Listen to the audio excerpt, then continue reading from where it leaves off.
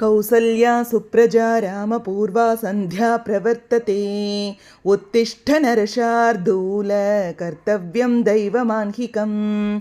उत्तिष्ठोत्तिष्ठ गोविन्द उत्तिष्ठ गरुडध्वज। उत्तिष्ठ कमलाकान्त त्रैलोक्यं मङ्गलं कुरु। मातः समस्तजगतां मधुकैटभारेः वक्षो विहारिणि मनोहर दिव्यमूर्ते। श्रीस्वामिनी श्रितजनप्रियदानशीले श्रीवेङ्कटेशदयिते तव सुप्रभातम्।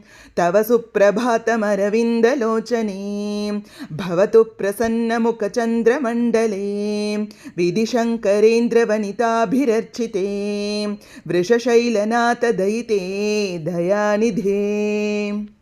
இந்த நாள் பெருமாளின் ஆசிகளோடு செழிப்பான நாளாக அமையட்டும்.